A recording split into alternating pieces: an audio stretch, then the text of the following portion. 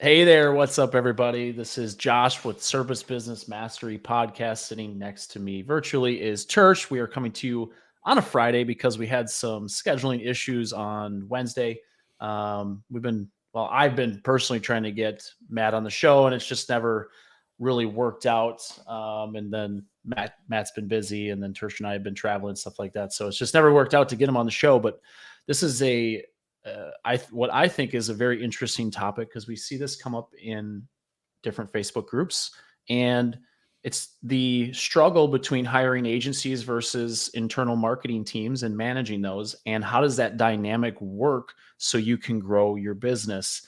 And Matt is a director of marketing for a company. Actually, it's a group of 5 brands now, and he can go over that when we bring him on. But that group, he manages different marketers, both internal and external. And we're going to kind of talk about the dynamic and maybe some other stuff because Matt has some opinions on things that I think you guys will all appreciate and stuff like that because he comes from the contractor side. So he's in marketing, but not on the digital marketing side like mine, like as an agency. So I think he's going to have some unique insights that everyone's going to get some value from today. Yeah, I like the thought process of treating your marketing company, marketing agency as an employee. So I'm curious how that thought process is going to go with actually hiring, CMO or something to that. You know what I'm trying to say. No, but I like watching you try to explain it. Yeah, let's just beat around the bush until something makes sense. Yeah. So cool. Well, before we get started, Josh, you want to give a shout out to partners of the show? Yeah. So we have a couple sponsors for the show, as if you guys have been listening recently. So Sarah is one of our premier sponsors, and we love their platform. It's all designed to help with making your business run smoother and give you the numbers that you need to know versus a ton of data splattered on a wall and you're trying to figure it out. So Billy's a fantastic guy. I've actually talked to a couple other team members about other questions that I have on my side. They've all been very helpful, and he has got a great team over there. So and Company Cam is something that I enjoy, especially on the marketing side, because it integrates with your favorite CRMs, but it gives you a lot more data and stuff that you can use with your photos, including remarketing those photos before and afters, getting them to your Google business profile, getting them on your website. The geo coordinates and stuff that are on the photos stay with the photos versus get stripped, which is always nice. Little getting a little deep in the weeds, but Company Cam's got some great support. Anytime we see their name mentioned in any group, everybody's like, I love those guys. They're great. The support is awesome. So we're very blessed to have some really great sponsors for the show. Yeah. And I'd like to add, if you have any feedback for us, we'd love to hear from you. If you have a question for us, we get questions all the time, emails or LinkedIn, whatever. And sometimes people have a hard time of figuring out where to ask those questions. Well, if you go to our website, servicebusinessmastery.com, and in the bottom right, you can just click the button that says record your message, and you can just leave us a voice memo and ask your question, and then Josh or myself will respond with another voice message. So, if you just want to have fun and send us something really crazy, feel free to do that as well, because that sounds like it would be a blast. Yeah, 100%. But yeah, if we love to hear back from everybody. Also, if you haven't subscribed, please subscribe to the show. It's how we, There's clearly something wrong with you if you haven't subscribed yet. So figure it out and subscribe to the show, or else. Right. All right, let's get started with the show. Are you looking for valuable business advice to reach that 7-figure revenue mark? Do you want actionable tips to properly navigate through every business challenge you encounter along the way? Let Tersh Blissett and Josh Crouch be your guide in getting you to the top here at Service Business Mastery. Tune in as they sit down with world-renowned authors in business, leadership, and personal growth who share valuable insights about management, marketing, pricing, human resources, and so much more. Let their nuggets of wisdom gold guide you in owning a thriving, profitable, and ever-growing business. Here are your hosts, Tersh and Josh.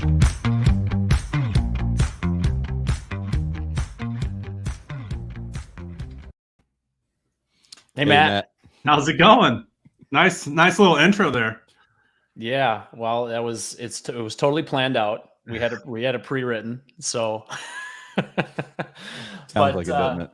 Matt, I feel like you and I have been talking for a while trying to set this up, and it was finally like, stop talking about it, just figure something out. And it happened to coincide with a schedule change on Wednesday because I didn't realize our baseball games were so early, and here we are. We finally got you on the show, so welcome. Thank you. It's a pleasure being on. I'm sure we'll have fun with this conversation. So, yeah, Josh is much more familiar. Y'all have a relationship. For anybody who might not know who you are, your background and all that good jazz, can you share a little bit about that? What makes you an expert? Yeah, totally. So right out of college, graduated from Butler here in Indianapolis, went right into the trades. So I had a year-long internship at Delta Faucet Company on their retail team. However, it was 2010. Housing market hadn't quite recovered yet, so things were still frozen there from a hiring perspective. So ended up going to work for a distributor here. I was a territory manager for Carrier, just working with different dealers, bringing them on board, working with some larger established dealers and all that fun stuff. Then made the decision that I wanted to go work on the e-commerce side. So I went to work with Will at, it's now Contractor Commerce. Before that, it was the e-commerce platform for selling filters, humidifiers, all that fun stuff online, and helped him build that business. Was business development manager there, but not in the traditional sense of like a BDR. This was more of a working contract negotiations with the various manufacturers, getting product, finding the right product, what makes sense with Google Shopping and all that fun stuff, and getting them into the feeds and all that fun jazz. So did that for a couple of years, had a hell of a time building up that business. That was fun. That was a lot of fun, high pace. It was good. Now, did you go to Columbus? Because that's where he's located, isn't he? I was living over in Monroe, well, Centerville I lived, but his location is in Monroe, Ohio, which is right between Dayton and Cincinnati. So yeah, I was over in Ohio at the time. Then I went to work I wanted to really get on the contracting side, man. I just could tell like this is the fun side to be on. So I went to work for a smaller regional contractor. We had a location in Cincinnati and Lexington. Worked there for a few years, then was like, well, I haven't been on the agency side. Let's try that.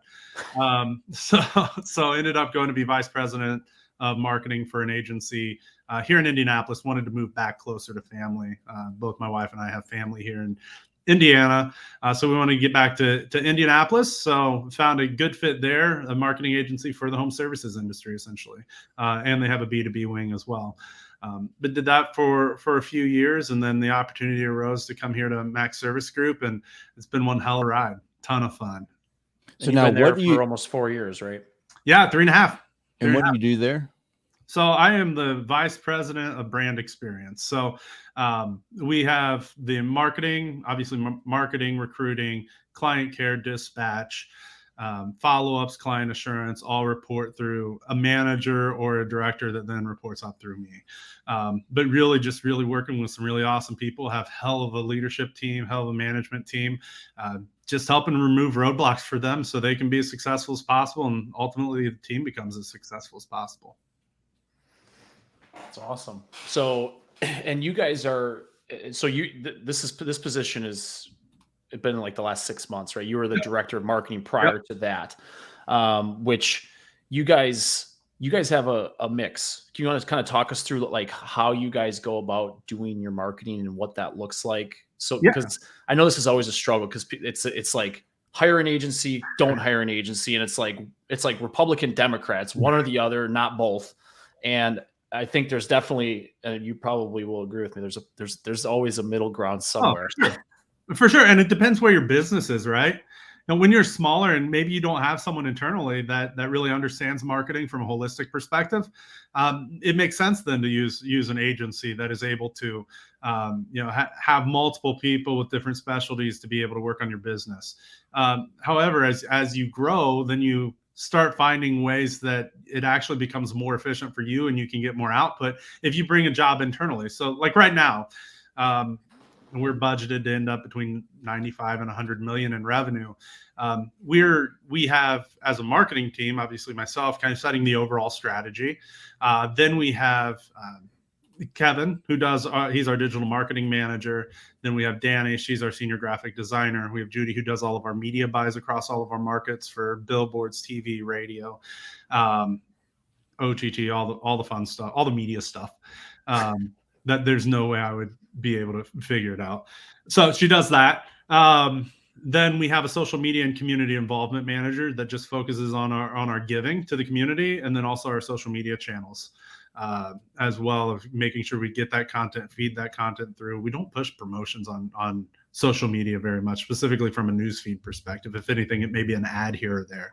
But really, it's hey, here's how we're involved in the community. We understand that the relationships have to be deep in the community. They're not just spread wide. So when you say that, how do you do that when you've recently acquired a business? From building the deep relationships, or in the community. Yeah, totally. So we're very strategic about our approach and what we can do. Sorry, I just had two people were waving to me through the window that work remote that were just saying, hey, so sorry. You're good. Anyways, we are very strategic about our community giving. And whenever we make an acquisition, part of that plan, the marketing plan going into it is our community involvement and how we're going to give into that local community. So everything is mapped out over 12 months. We know what amounts we're giving to charities, how many charities we're impacting, and we're very strategic about the charities that we choose. They're all local.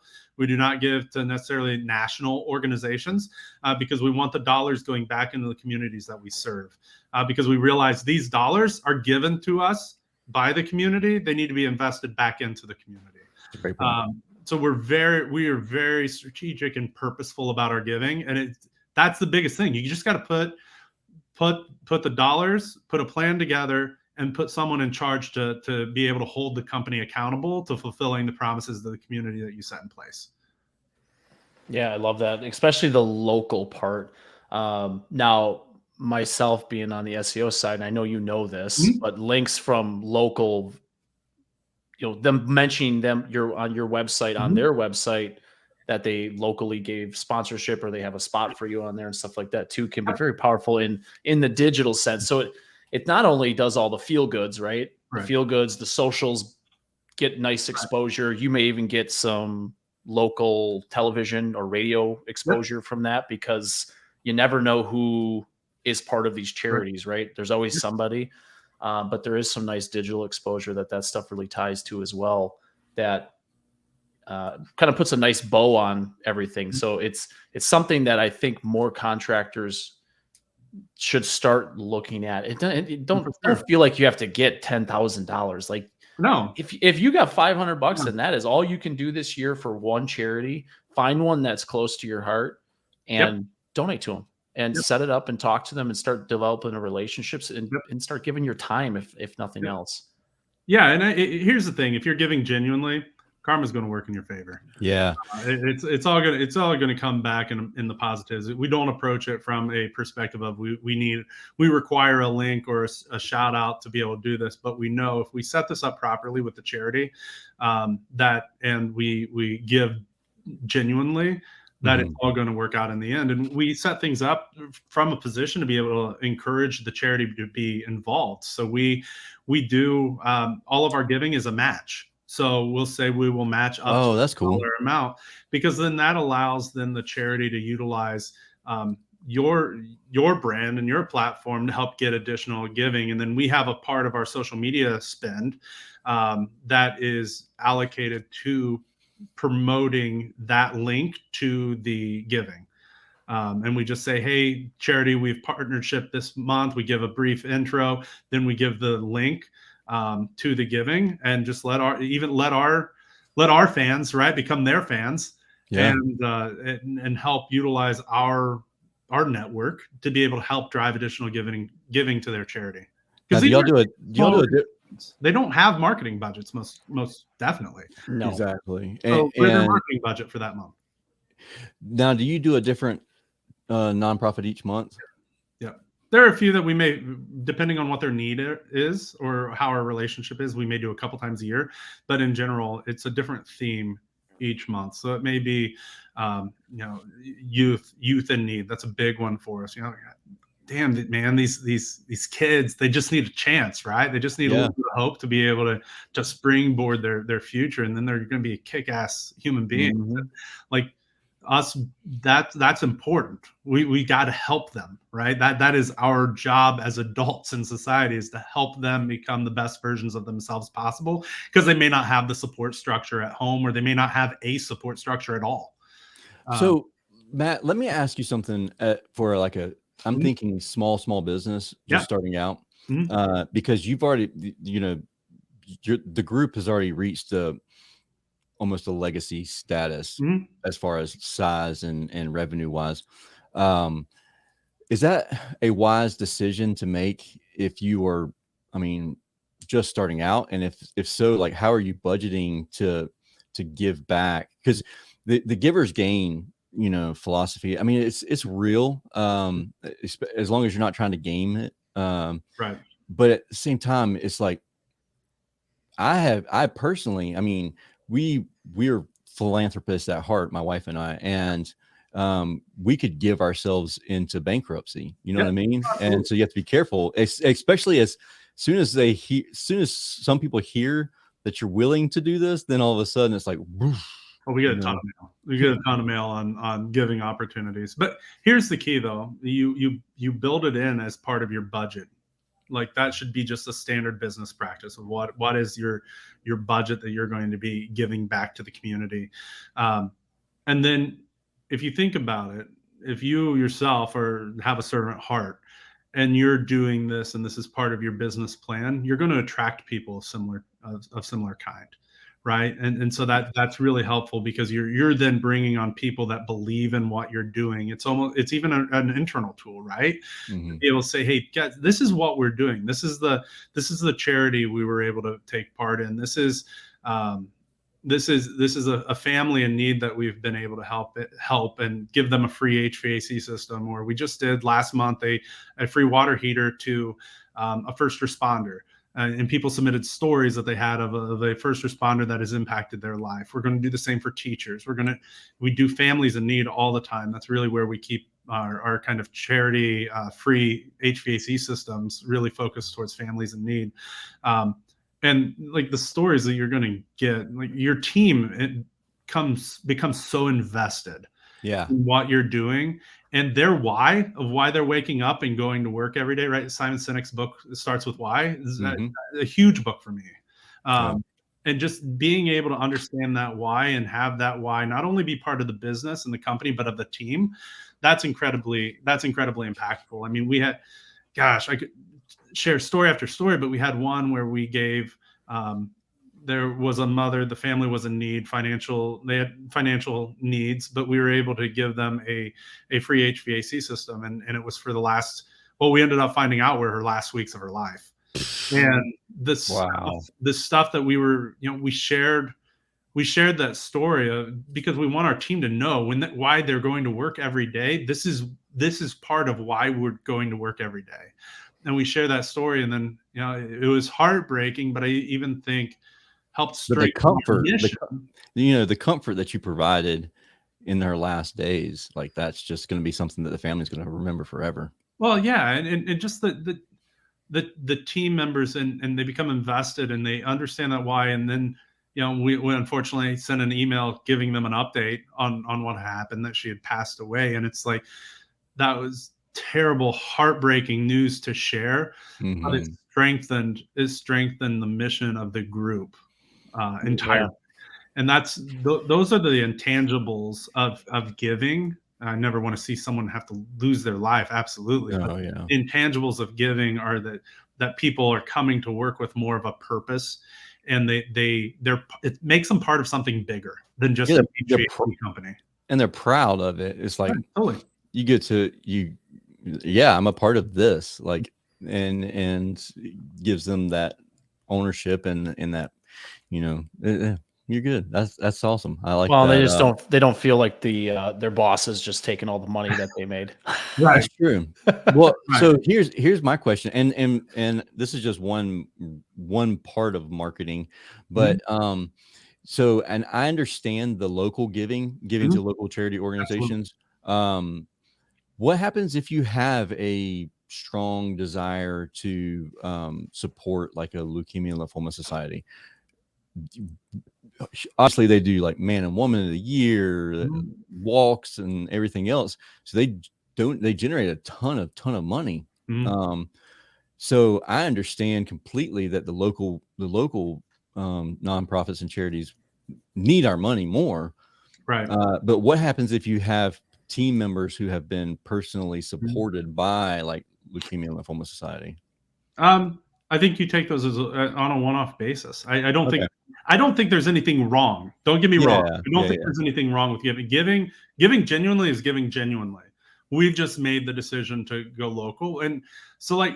But one other way you can look at it, Breast Cancer Awareness Month, and we're not going to necessarily give to some of the big organizations, but we found an organization that we've given to in the past that she makes scarves for women that are going through breast cancer, and it's more of a comforting thing, right? It's almost it's symbolic to them, right? So instead of going with a big national organization, we found a local one that still supports the cause of breast cancer awareness, but from a different perspective, and one that then goes locally, and that organization just happens to send these scarves to all across the world now. You go to their building, and it's not a huge building. They're just very thrifty. They're local, and they just help make a positive impact in the community. That's really awesome. Cool. Yeah, I love your take on that too, because it's almost easier for me to just, we're going to support this this one here because they're the ones that everybody knows, and then you can almost ride their coattails a little bit, and that's just being lazy is what it is, instead of putting forth some effort on it's the power of a story on my behalf. That's what I would say. Well, it's the power of the story that you got to take into consideration. When you're able to tell a local story that people can relate to, of people in the community they may have interacted with in the past, or know someone that has interacted with them or suffered from a specific condition or something of that nature, being able to tell that story becomes a powerful story. And if you're able to tell it correctly, you're helping the organization. Now, that's why you do it. Do you give away a system every month? Not every month. Okay, not every month. About every other month, we're either giving away a free HVAC system in each market or a free water heater in each market. So otherwise, it's just like a dollar amount that you've. But every month. So that's aside from the. Oh, okay. So this is on top of that. Monetarily, we have a 12-month giving calendar with an organization in each market that is local that we give to, and we just plan out that giving. Now, do you have somewhere where people can apply for that? Like, do they, like on our website, say, we're not that cool yet. Do you just send out like an email or something like that and have people like, hey, this is a lot of mail.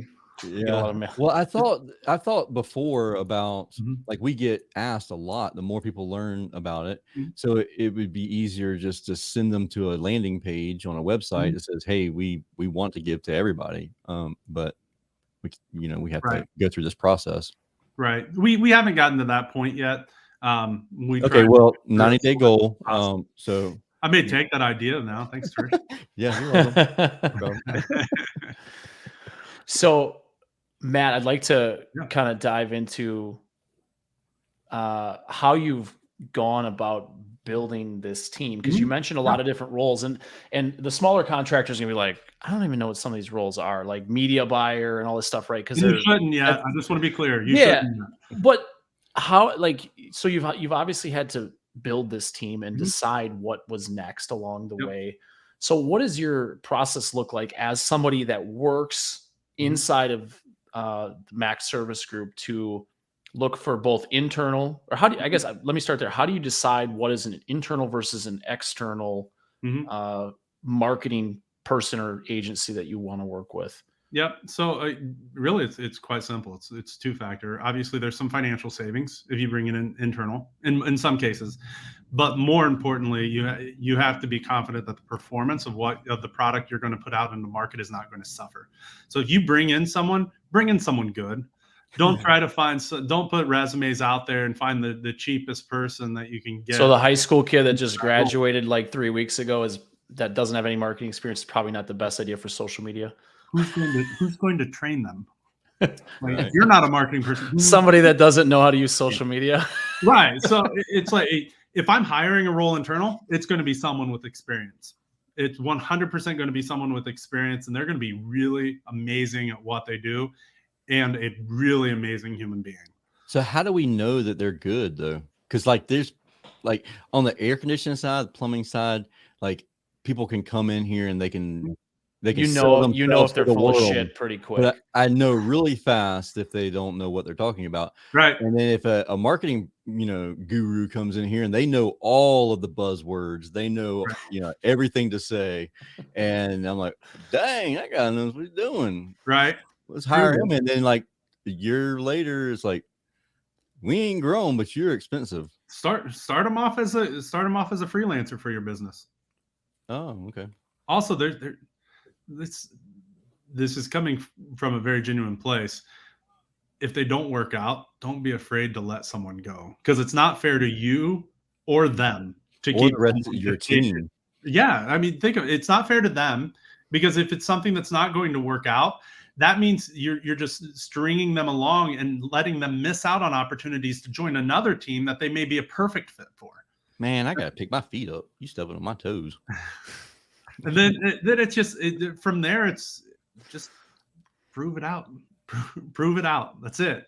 We're in the beautiful part of marketing. So much of it is proving it out and just showing the data behind it and making decisions. So you're saying just ask for proven results. Of show me the results. Get me in contact with some people that you've worked with that can vouch for you. Hell, all these Facebook groups in this industry, you can post, hey, can someone look into this? And I guarantee you're going to have at least 5 different people that know what they're doing. Mm-hmm. Please find someone that knows what they're doing that will actually be able, will say, hey, hell yeah, give me the information they've given you. I'll look at it and see if it makes sense. I'd be more than happy to get on a phone call with you and them to be able to have a conversation to see if it's true bullshit or if they're speaking truth into it. So there are resources, and don't be afraid to ask. This industry, it's a blue collar industry with a lot of good people that want to help. That's all our businesses are. We're service businesses, right? We genuinely, all we do every day is help people. So you're going to find people that are willing to step up and help you and guide you and give you pointers. Just ask.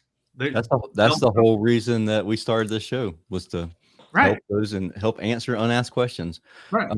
So how about this question that leads into, once they've been hired and they're on your team, what if we don't have a scorecard for how to measure their success? Yep. What's a good number? Like, what's a good KPI? Like, I know it's a buzzword, KPI, and like, I get those emails every day and they never even get looked at. But that's another topic for I'll take you off my email list. Just take me off, because I'm not even looking at it. I have a special folder for it. Got a lot of unreads, but it's cool. But so like, once we get to that point and we've hired someone, like, how do we know that they're successful? I mean, obviously we need to know a little bit about them, about that position if we're hiring. Well, I think this really gets into contractors. So they know they need marketing, but they want to put their head in the sand too. Here's the key though, guys. They want to put their head in the sand. They don't want to learn about it. So they have no idea if someone's pulling their chain. You're probably going to be working with an agency first, so you're learning something from them. You're rarely going to have someone that's starting up an HVAC company and immediately they're bringing in someone for marketing. So you're going to be working with someone on your marketing. That someone is going to teach you some level of something. We can all hope it's right, but they're going to teach you something. You're going to build up that knowledge base and start knowing what questions to ask and be able to see, okay, does this stink or not, right? Yeah. And that's when you Because really, you should be working with someone for a while before it's like, okay, this makes sense. You have some type of substantial investment and relationship with an agency before you make the decision to bring them internally, because you've got to be able to justify financial and performance, right? So you have to be a sizable business to be able to have the workload, give them all the information they need, all the tools they need, and be able to provide them a successful environment to thrive in. And then you're going to have some of the knowledge from working with an agency up to that time. So there's a lot that you've invested into that already. But there's a lot of people out there, and I've been guilty of this myself, of just approving the AMX transaction and be like, well, they got paid, so they better be doing their job, and we'll see you next month when I pay you again. That's on you, bro. I know. Well, I'm guilty of that, but I know that I'm not the abnormal. I know that it happens a lot in the industry. Josh talks about it all the time. I mean, I give Josh money, and then I'm like, oh, Josh, don't call me back until you need more money. What money? No, I'm just true story. I'm just kidding. No, I mean, that's on you as an owner. Yeah. That's honestly on you as an owner. And if you're not making the investments to learn a little bit about the marketing side so that you can be able to hold someone accountable, you don't deserve an internal marketer. Good point. You can't just, this industry is not the way it was 30 years ago, where you could be a really good air conditioning guy that's got a great personality, and then you can be successful with this. I mean, you need to learn other things than just how to fix an air conditioning unit. You got to grow. It's part of becoming a good leader, becoming a good manager, becoming a good professional at all. It's the growth component of it. And you as a leader of the organization, you have to be deserving of being able to bring people into that role. And that's something that you got to hold yourself accountable to in order to do that. And I can speak on the agency side. So I just did it hasn't aired yet, podcast with Ryan Redding and Crystal Williams and Stephen Christopher. And we had an awesome conversation about shout out Stephen. The dynamic between contractors and marketing agencies. And I can tell you, just from listening to them talk and knowing how I feel, we want to hear from our clients. We want you to ask questions. It's okay.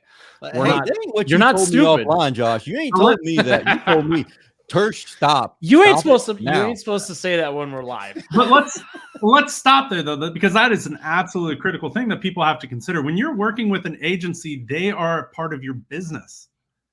They are a part of your business. Marketing is only as successful as the operations. If the operations suck, I don't need to be here. Right.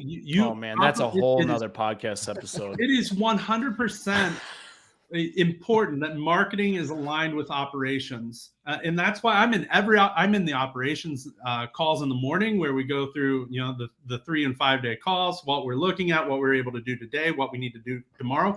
Because not only do I need to be able to influence what's happening in client care or with our dispatch team, but from a marketing perspective, then I take that message to our marketing team, and we know what to work on a daily basis when we need to pivot. This is a very reactionary. You're always doing proactive things. Don't get me wrong. There's always SEO. There's always, optimizing your campaigns, everything of that nature.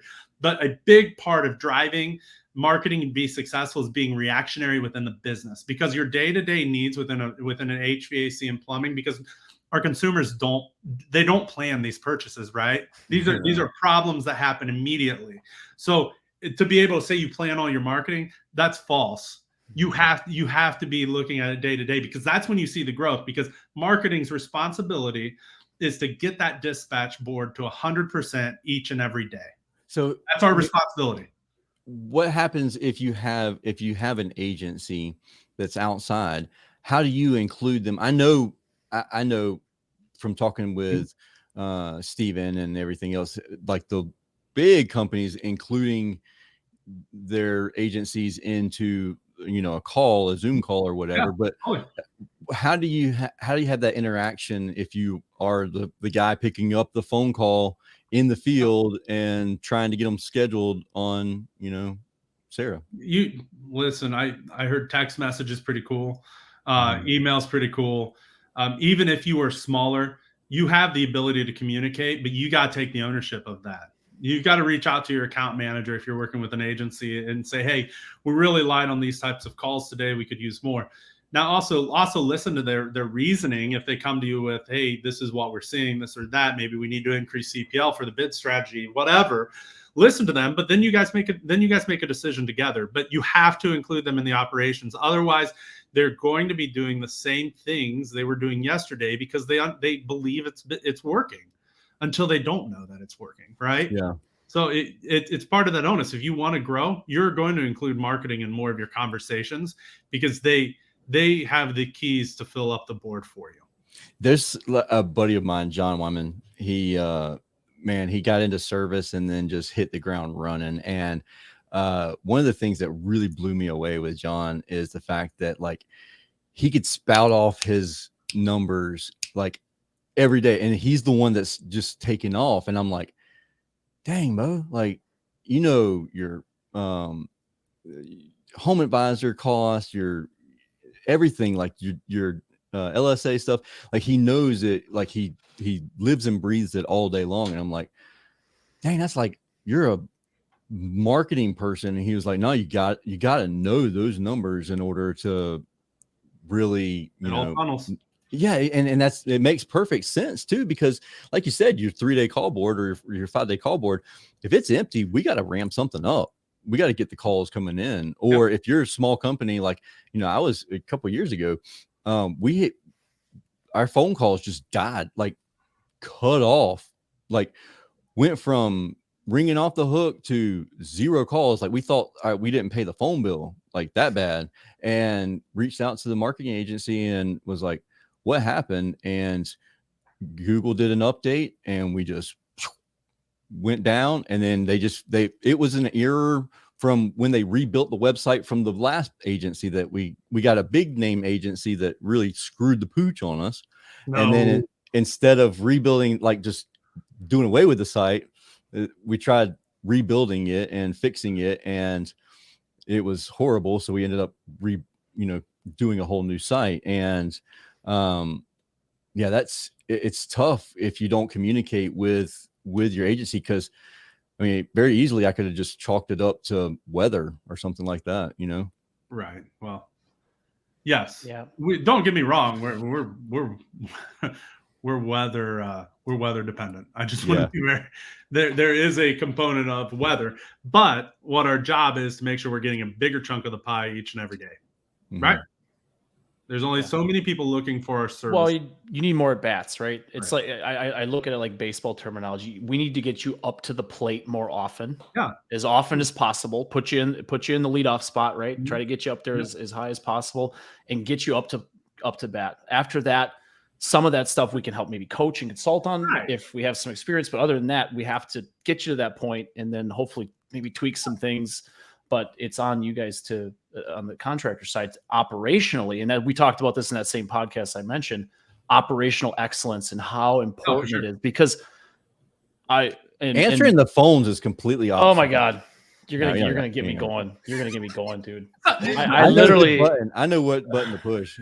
We love to overcomplicate marketing. I think marketers in general really like to overcomplicate it to, I guess, make us feel special or something. But at the end of the day, we build brands. We build brands so people think of us when they need us. Then we create a net to capture intent. Like that's it. So when they think about us, they know where to find us. If they don't think about us, we find them. That's what we do on a daily basis. We create a brand and we capture intent.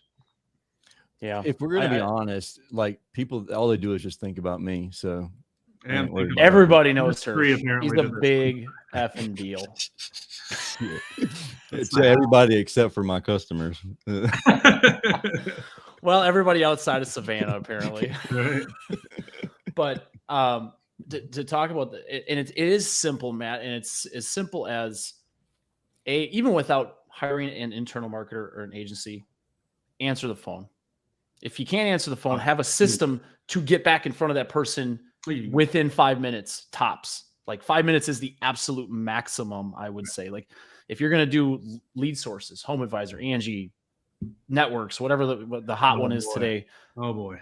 I mean, you gotta have, hey, you gotta be like all I've over seen that. Matt's reaction. I gotta hear this. So people do this all the time. They're like, "Oh, Home Advisor sucks." No, your process operation sucks. and your process sucks. Like, these are people that have opted in some form or fashion. Not all of them are going to be leads, but not all of any source or platform is lead. It's So Matt, you're literally telling us you the use Home speed in which Advisor. you interact. What? You use Home I Advisor. spend a lot of money with Home Advisor every month. Okay. We gotta talk about this I've tested offline. probably 20, 25 different lead gen providers that we've used, but we have a process, and it's not, hey, a lead is emailed to me, because that's not going to be successful. Lead comes in, they get an email and a text immediately. That text is going to tell them where the phone call that's coming in 2 minutes, where that phone number is, what that phone number is, so that they're going to answer it. And within that 2 minutes, we're going to be the first person to outreach to them to be able to schedule that visit. If you're not doing that, these national companies are. The big national organizations have centralized call centers that are taking that information in and acting on it quickly. So us as medium, small, whatever size company, we've got to be able to mimic and create a process that is able to match what theirs is. And it's become so simple and so easy with the way technology has become. But just saying, hey, Home Advisor sucks. They sent me an email. I called them 3 hours later, but they already have had 3 different people out to their house. My goal is to be at their house before you even call them, because now I've got them as a client, because they trust us. They know if we're that good operationally and we're getting their home, the rest of the shit we're going to figure out, and we're going to take care of them, because we took care of that lead and we cared about their time. Okay, so let let me ask. All we have as human beings. You got to be careful, and you've got to value what that time is. Okay, so you mentioned Operation Excellence and being there fast. How important is it to explain the entire process to the clients? You know, like laying out like a video of what to expect throughout the process, what to expect when you're expecting. Say that one more time. How important is that? Should we be doing that? Because there's a lot of uncertainty in our business, like as far as the consumer coming in, you know, on average, they're changing it out twice in their lifetime, Mm-hmm. or so then it's not something that they're going to do a lot of. So they don't know what to expect. And most of the times there's just a lot of guesswork involved. And so we've got to set that expectation. That's our job. We set the expectation for the client. And so how do we do that? Like, easy. If someone submits a form submission on your website, you got a landing page it's probably going to a thank you page, embed a video, or even just write out the steps. Hey, here are the next 10 steps of what's going to bring your home to a comfortable level. And those are some small things that you can do, of saying, okay, here are the steps. Here's the value that we bring. Because also when they're on the phone call with your agents, right? Agents, you know, when it gets hot out, we're taking 1,000, 2,000 phone calls a day. It's maybe more. It comes down to the point of they're not always going to be able to explain the entire process to them. So how can marketing come in and insert themselves to be able to help explain that process, help them know that a text message is coming their way? They can GPS the service technician to their home. They're going to get a bio of that technician, so they know their name. They know a little bit about them, right? So it's a human coming into your home at that point, not a service technician. It's almost your friend. Mm-hmm. So that it's stuff like that marketing inserts itself to be able to educate the consumer on what those systems and processes and experiences are in place, so that we just set a proper expectation. You know, the other thing I love about doing that and putting it out there to the world is it holds the rest of your team accountable. Hell yeah. Because then they're like, well, this is what your website told me that, well, Tersh there was a video of Tersh and he said that you were going to do this. Right. That's not what you did. And go as far as explain what the process is once that technician's in your home, right? Because then that even holds them more accountable. That I go, no, we're and then we'll show up and we'll shake your hand and fix the issue. No, what are they going to do once they're in the home to be able to come in and say, okay, here's what this experience is going to look like. Here's what the process is like. So that they know from beginning to the very end, and when they have a problem until that problem is solved and your truck is out of the driveway, here's what they're going to expect from you as a company. So how do you present this scenario? I know how I've done it in my videos. I like to hear your input on it, and that's if somebody doesn't have the cash to take care of what's going on, and we have financing available without insulting them, saying that you don't have money, and we're going to have financing for you. Financing available. I mean, in that video, or in that, what to expect, hey, if this is going to be right. I think just setting the conversation, right? Just talking to them, being real with them, and saying some people rather use our money than theirs. Yeah. So we do have competitive financing rates available to be able to come up with a very a fair monthly payment for the investment of your HVAC system. Right. Mm-hmm. It's all about how we have that conversation and how we open up the dialogue. If you're like, hey, you can't afford this shit, so here's financing, that's going to go poorly. That's right. Probably the most terrible way to approach it. But it's like you said earlier, like, this isn't something that they're planning on doing. Most people aren't planning on replacing a system. It just happens. It broke, and we might not have the cash there. We might can get it in a couple months or whatever. But it's just that conversation that lead into, hey, you may not have expected this to happen, so we have financing available for those situations. Right. And you just don't put it as in a framework that they can't afford it. No one likes to say they can't afford something, right? That kind of goes against the grain. You know what? I'm gonna go sell my house now. Right. I sold my car, now I can. Right. But it's all about the framework of the conversation. Everything, how most things in life are about expectation setting.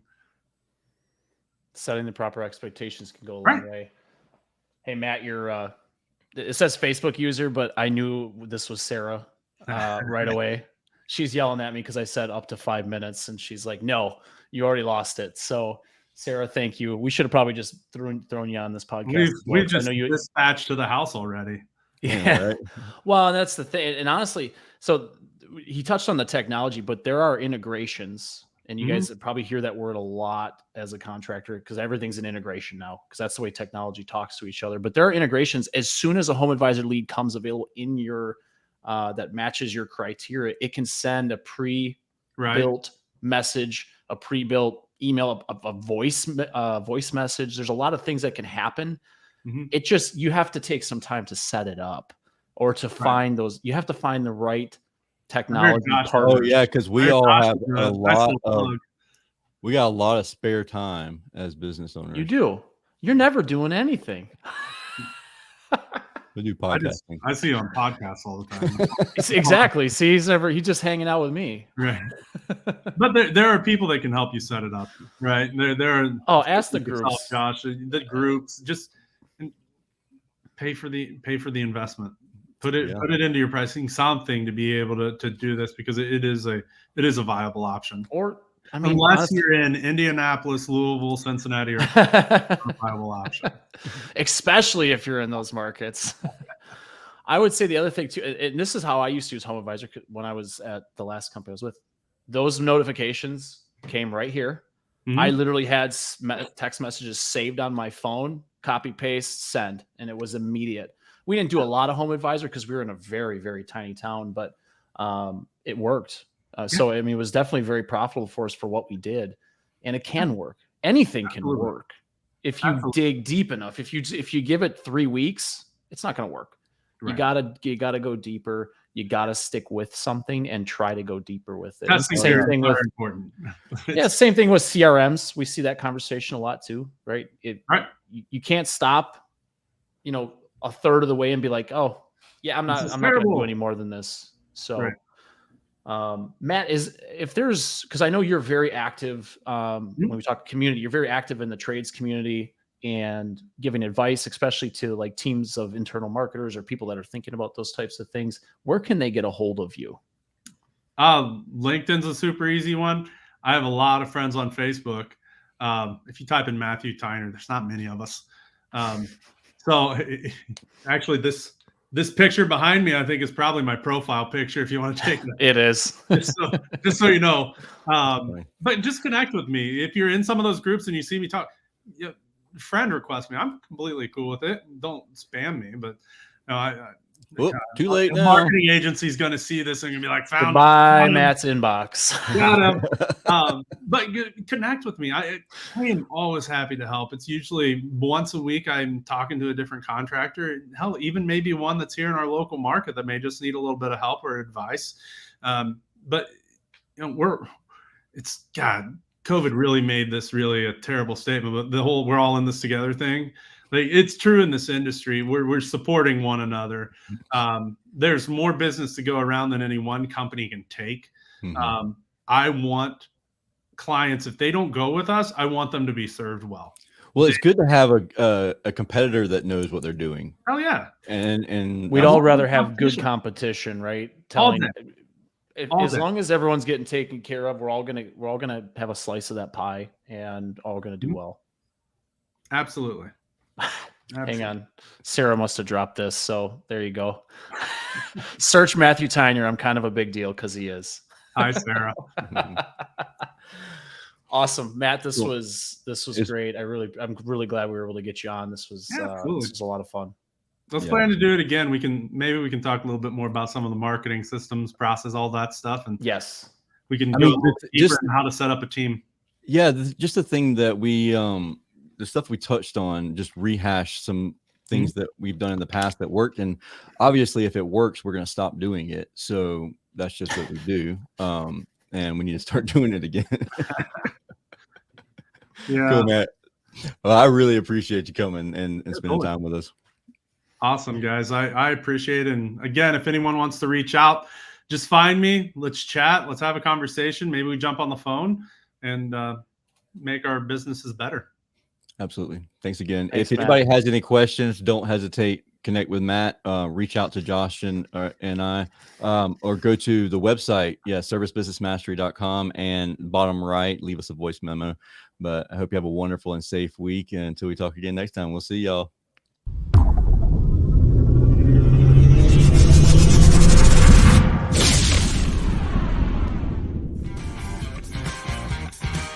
Thank you for listening to this episode of Service Business Mastery.